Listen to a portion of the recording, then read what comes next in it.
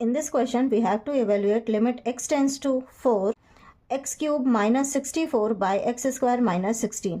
अब देखिए यहाँ पर x को हम 4 की ओर टेंड करेंगे तो ये जो वैल्यू आ रही है ये 0/0 फॉर्म में आ रही है, ठीक है, नॉट डिफाइंड फॉर्म आ रहा है। 4 का क्यूब 64 होता है, 64 माइनस 64 0, और 16 4 का square 16, 16 minus 16 0, not defined form में आ रही है, ठीक है। अब यहाँ पर एक रूल मैं आपको बताऊंगी जिसका नाम है एल हॉस्पिटल रूल।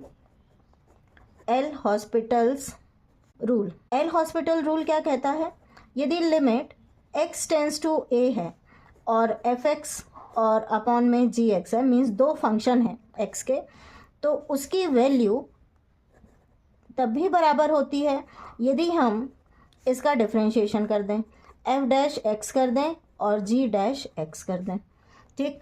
तो एल हॉस्पिटल क्या कहता है कि आप डिफरेंशिएट करके लिमिट लगाइए या आप फंक्शन में डायरेक्ट लिमिट लगाइए, उन दोनों की वैल्यू बराबर होती है।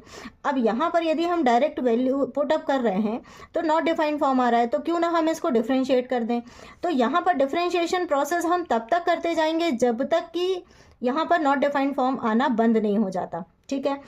अब हम इसका डिफरेंशिएशन कर सकते हैं। Limit x tends to 4 x cube minus 64 d by d x cube minus 64 whole upon में d by d x square minus 16, ठीक। अब देखिए डिफरेंशिएशन कांस्टेंट का क्या होता है 0, तो एक्स क्यूब का ही हमको डिफरेंशिएशन करना है। अब डिफरेंशिएशन जो फॉर्मूला होता है d by d x of x raise to n बराबर होता है n x raise to n minus 1 के।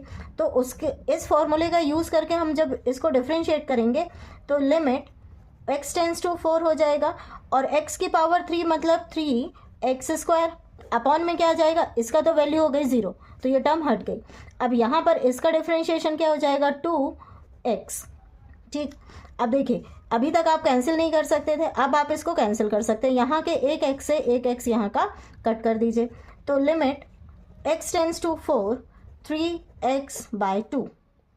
अब लिमिट अप्लाई कर दो तो ये हो जाएगा 3 × 4/2, 2 1 ज़ा 2, 2 2 ज़ा 4, आंसर इज 6। तो इसका जो वैल्यू आ रहा है वो किसके बराबर आ रहा है, 6 के बराबर आ रहा है, ठीक है। वो सारे क्वेश्चन में आप एल हॉस्पिटल रूल यूज़ कर सकते हैं जिनका कि नॉट डिफाइंड फॉर्म आता है।